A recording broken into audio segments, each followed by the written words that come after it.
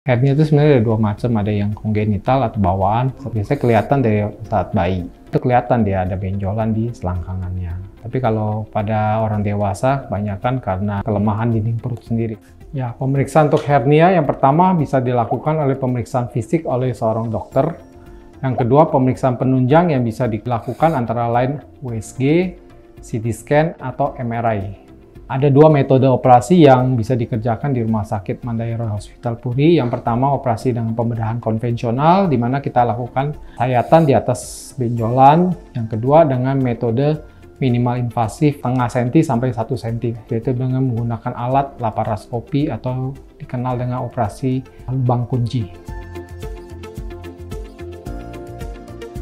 Hai, saya Dr. Sunfu, spesialis bedah di Mandaya Royal Hospital Puri. Hernia itu terjadi adanya kelemahan di dinding perut mengakibatkan terbentuknya suatu lubang atau celah. Organ dalam perut atau jaringan lemak masuk melalui celah atau lubang tersebut sehingga membentuk suatu benjolan.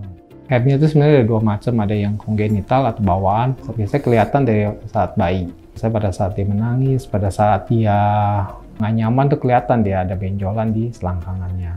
Atau di dinding perutnya juga ada. Tapi kalau pada orang dewasa, kebanyakan karena kelemahan dinding perut sendiri, karena usia atau karena aktivitas yang berlebihan. Pertama, adanya benjolan di selangkangan atau di perut.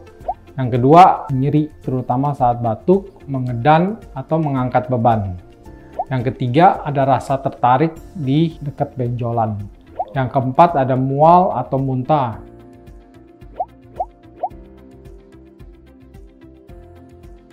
Ya, pemeriksaan untuk hernia yang pertama bisa dilakukan oleh pemeriksaan fisik oleh seorang dokter. Yang kedua, pemeriksaan penunjang yang bisa dilakukan antara lain USG, CT scan, atau MRI. Ada dua metode operasi yang bisa dikerjakan di Rumah Sakit Mandaya Royal Hospital Puri. Yang pertama, operasi dengan pembedahan konvensional, di mana kita lakukan sayatan di atas benjolan. Yang kedua, dengan metode minimal invasif setengah senti sampai 1 senti, yaitu dengan menggunakan alat laparoskopi atau dikenal dengan operasi lubang kunci. Yang pertama itu mempertahankan berat badan yang ideal. Yang kedua, melakukan olahraga yang rutin. Yang ketiga, hindari mengangkat beban yang berat.